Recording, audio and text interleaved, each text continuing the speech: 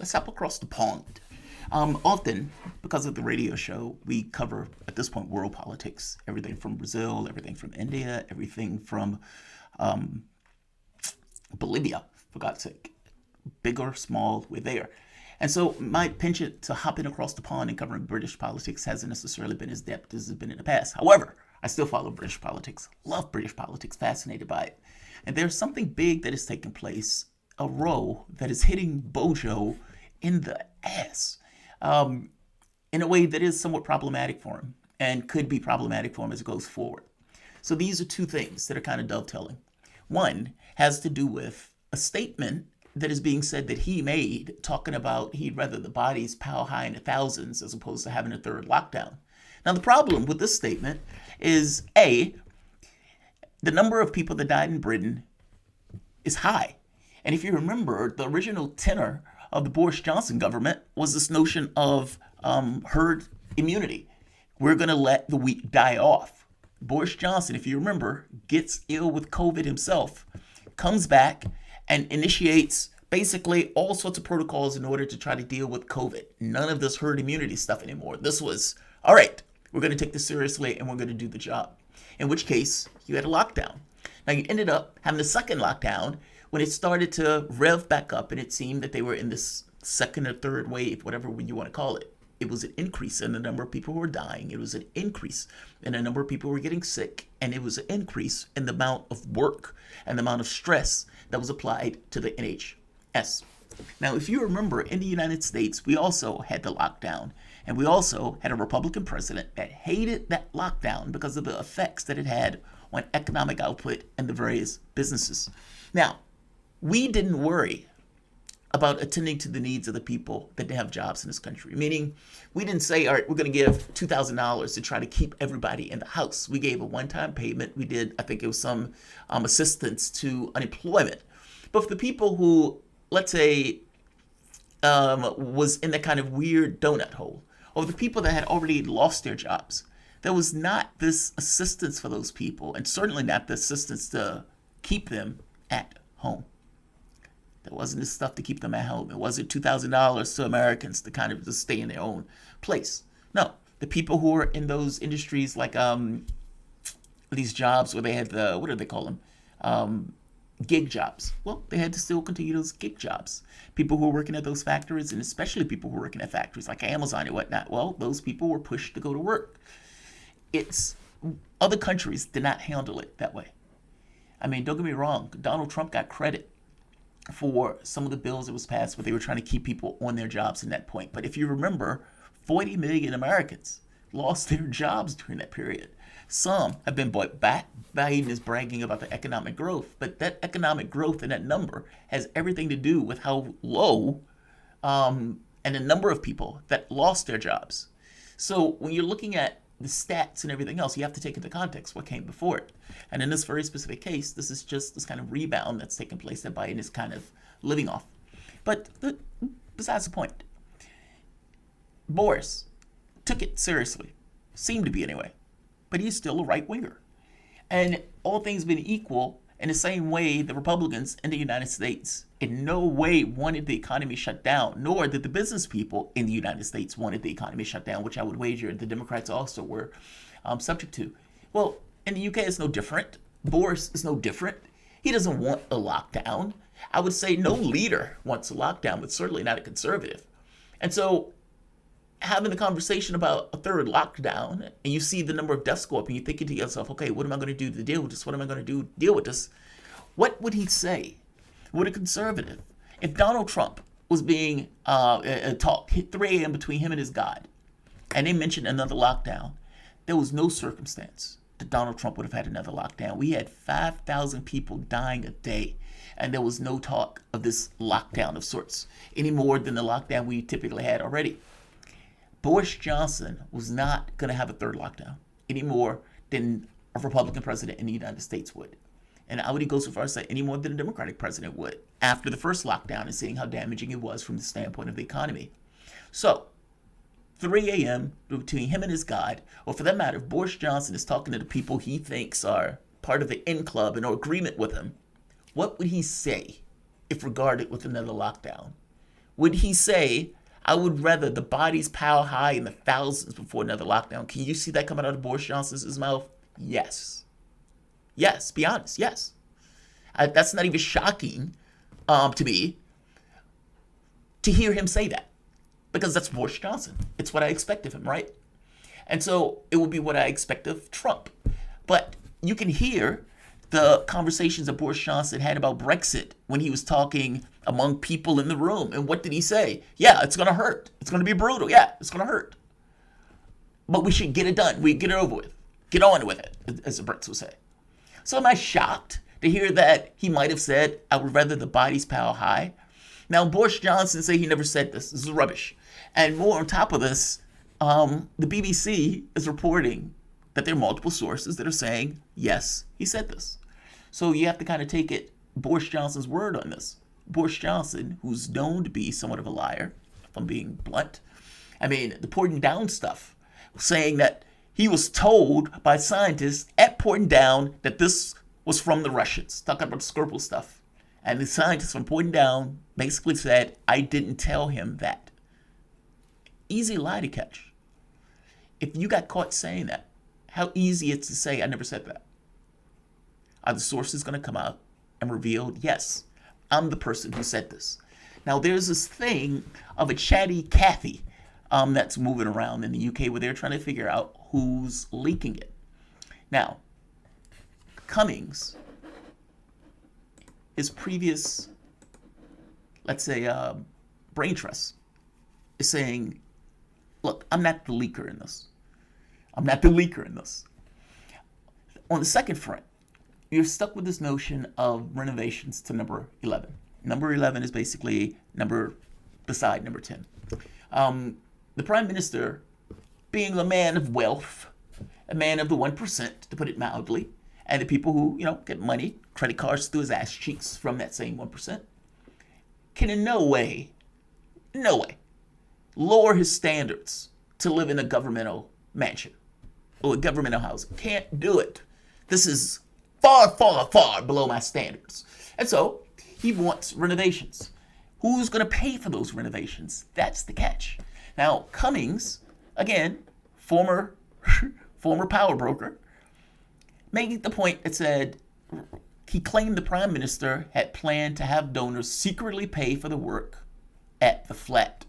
Mr. Cummings said this was unethical, foolish, possibly illegal, and almost certainly broke the rules and proper disclosure of political donations if conducted in the way the Prime Minister intended.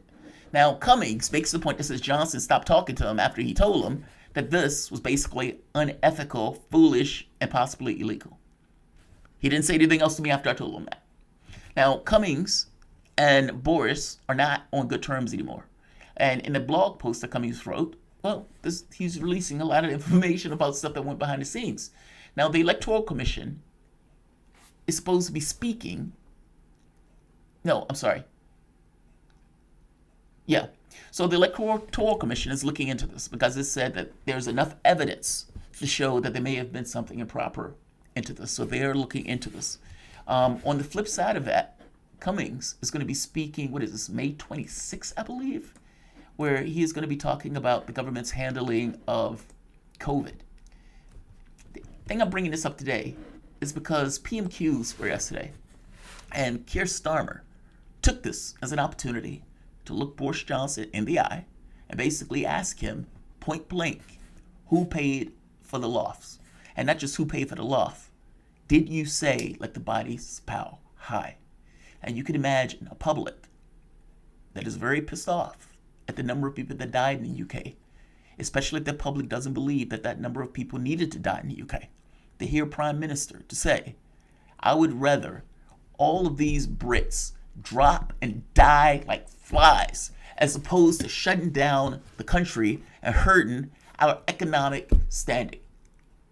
Is dollars more than a human being? Well, it depends on if your name is Boris Johnson. And if the public believes you said that, that could be unseemly. Welcome to the Soapbox.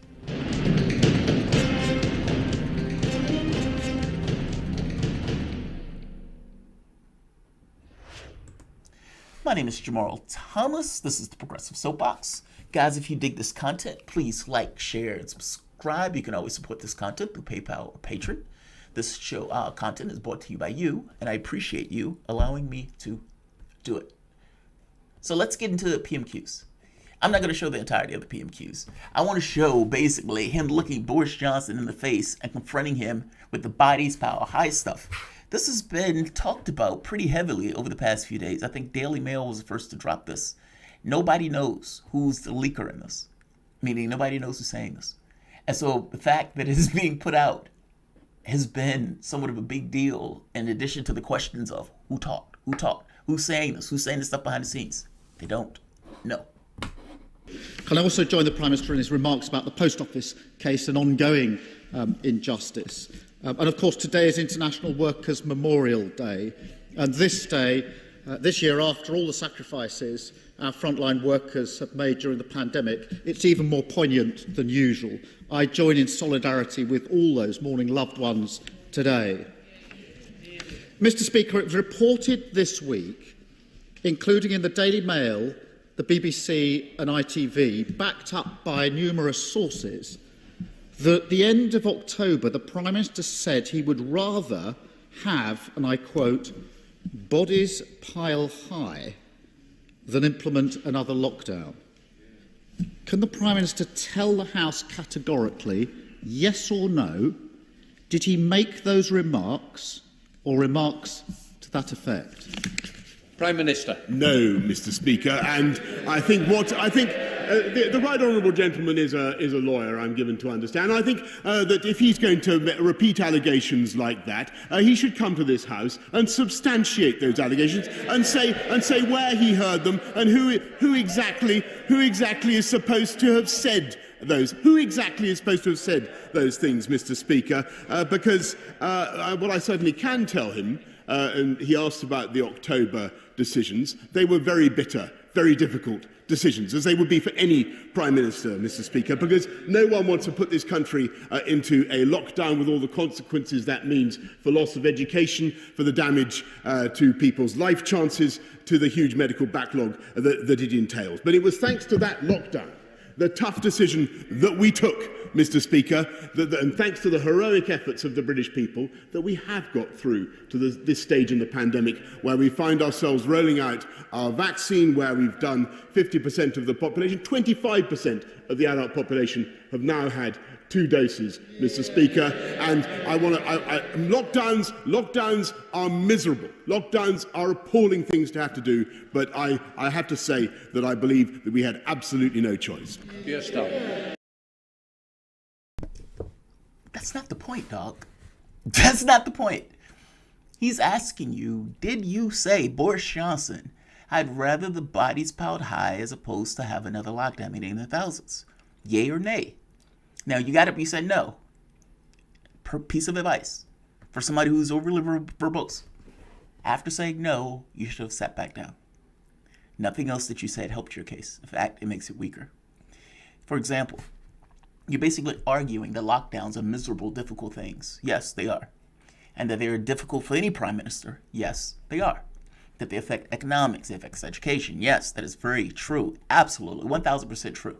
But what does that have to do with you as a prime minister saying, I'd rather the bodies piled high as opposed to putting in another one? In fact, that more so legitimizes your point. It's almost as if you're arguing, no, I didn't say it. However, lockdowns are miserable. They're horrible things. So wait, you didn't say it, but you're arguing justification? Is that what's going on? Meaning, if you're right, the lockdowns are horrible, miserable, disgusting things. No prime minister wants to do it. You're absolutely right. You're absolutely correct. But that sounds like a justification for saying I'd rather the bodies piled high in the thousands than have another lockdown. It sounds like you're trying to justify a position that you're saying you never took. Could be wrong. Just saying. Should have said no and sat back down. Let's keep going. Well, somebody here isn't telling the truth. The House will have heard the Prime Minister's answer, and I remind him the Minister of Code says, and I quote, ministers who knowingly mislead Parliament will be expected to offer their resignation. Boris Johnson better be very, very careful here. You better be very, very careful. What happens what happens if Labour has a transcript? What happens if Labour has a tape? And the information comes out piecemeal, where it's just whispers, where the BBC has a source. In fact, multiple sources. The BBC ran the story. Other outlets saying they have multiple sources. And just so happened that those multiple sources drop the video or drop the tape, where you could hear Boris Johnson basically saying what they said he said in the context to which he said it. Then what? Boris Johnson would have got here and lied directly to Parliament. We'll see. Maybe I'm wrong. Maybe Boris Johnson doesn't believe there's a tape out there. Who knows? We'll see. Leave it there for now. Turning to another issue, there'll be further on this, believe you me, who initially, and Prime Minister, initially is the key word here, who initially paid for the redecoration of his Downing Street flat? Prime Minister. Mr. Speaker, when it comes to misleading Parliament, he may recollect that it was only a few weeks ago that he said that he didn't oppose this government, this country staying in leaving the European Medicines Agency. The fact that he was then forced to retract and leaving the European Medicines Agency was absolutely invaluable for our vaccine rollout. And actually, it was just last week that he said that James Dyson was a personal friend of mine. A fact that James Dyson has corrected in the newspaper this morning. As for the latest stuff that he's bringing up, he should know that I paid for Downing Street refurbishment personally, Mr. Speaker, and I contrast it. And any further declaration that I have to make, I will, if any, I will be advised upon by Lord Guide. But if he talks about housing costs, Mr. Speaker, then the people of this country can make their own decision in just 8 days' time, because on average Labour councils charge you £93 more in Band D, the Conservative councils, and Liberal Democrat councils charge you £120 more. That, I think, is the issue. That, I think, is the issue upon which the British people would like him to focus. Keir Starmer.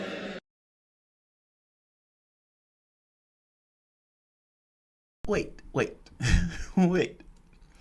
So he asks you about who paid for it, Boris. Who paid for the renovations?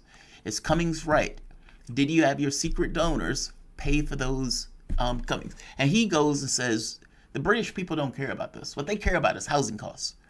And a refurbishment argument gets somehow tweaked into the British people want you to talk about housing costs. All right, let's keep going with that. Just wanted to point that out. That was a weird transition. I don't want to talk about this. Okay, neither does the British people. This is kind of like the God thing. Sometimes you have a conversation with somebody who's, let's say, against gay marriage. And you would point out, yeah, but what business is it of yours to dislike what they do with their life? You live your life, they live theirs. Well, look, it's not me that dislikes what they do. I don't hate the individual. I just hate the sin. And God and Jesus are the ones that dislike it. The big other. Don't bring the big other into it. If you have an issue with it, say you have an issue with it. Boris Johnson is kind of doing that, where he's like, the big other, being the public, don't care about this. Nobody cares about this. They care about something else. All right, let's keep going. Mr. Speaker, normally when people don't want to incriminate themselves, they go no comment. Let me ask this. Let's explore this a bit further, Prime Minister. Let's ask it a different way. Either, this is the initial invoice, Prime Minister, initial invoice, either the taxpayer paid the initial invoice, or it was the Conservative Party, or it was a private donor, or it was the Prime Minister. So I'm making it easy for the Prime Minister. It's now multiple choice. There are only 4 options. It should be easier than finding the chatty rat, Mr. Speaker. So I ask the Prime Minister again, who paid the initial invoice, Prime Minister, for the redecoration of the Prime Minister's flat, the initial invoice?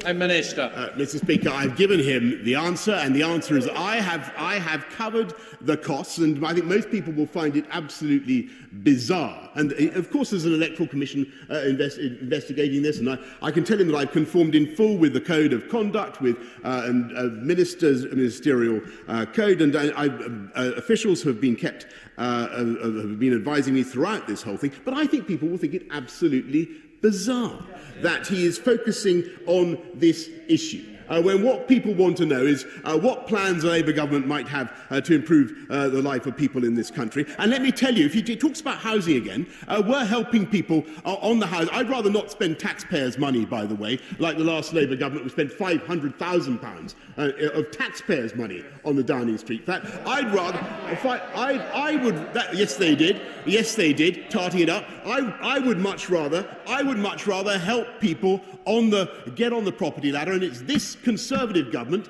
that has built 244,000 homes in the last year, which is a record over 30 years. This is a government that gets on with delivering on the people's priorities while he continually raises, I think, issues that most people would find irrelevant to their concerns. Most people will find corruption entirely irrelevant to their concerns. Yeah, sure they would.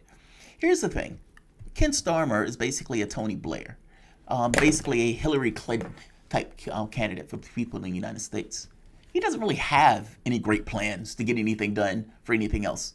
He will focus on stuff like this in order to make, let's say, delineate himself from the government because he's so close to the conservative position. Anyway, I mean, is there really that much of a huge difference between a Ken Starmer and a Boris Johnson?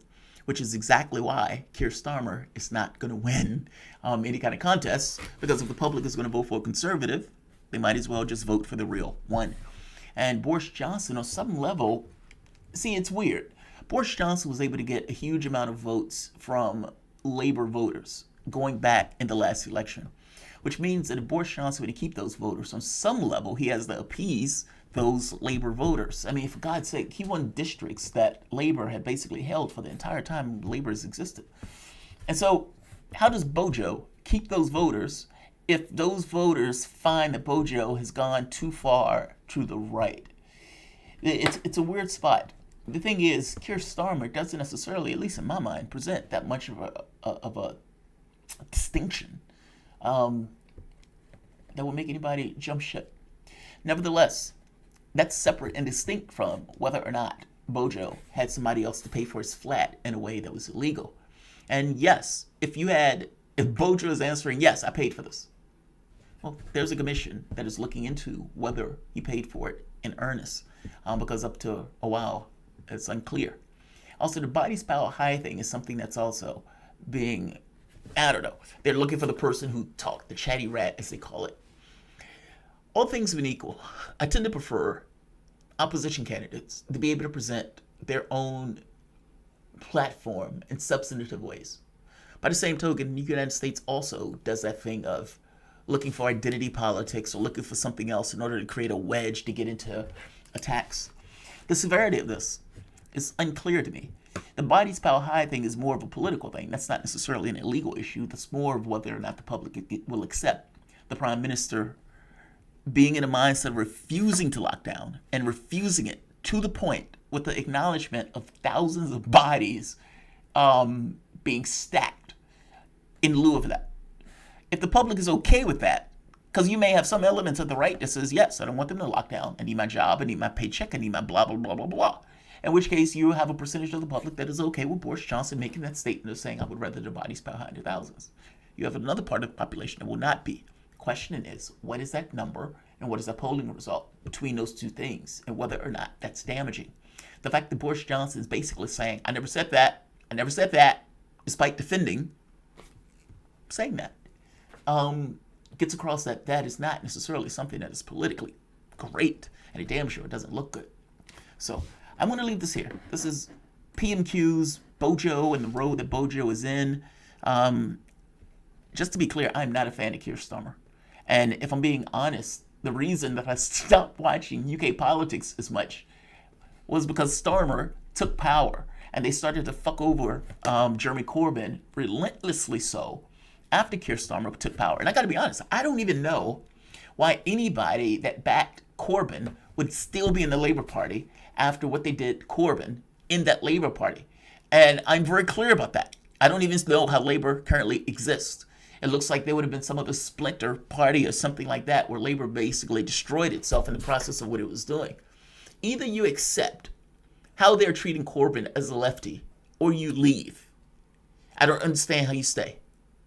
Like, think about what I'm saying for the moment. Jeremy Corbyn, not only did the UK government, employees of the government, aspects of the government, attack Corbyn on social media and in the press, you also had Labour itself sabotaging his political campaign the first time around against Theresa May, and the second time around when he went against Boris Johnson, with the stupidity of this plan that people like Starmer stuck him with. So, this is not a rah-rah Starmer in as much as a Boris Johnson that is basically flailing at some of these attacks that have been thrown at him. By the same token, I still say Starmer is not huge opposition for Boris Johnson. And so when it comes down to the election, will this matter? Is the government in a position where the government is collapsing?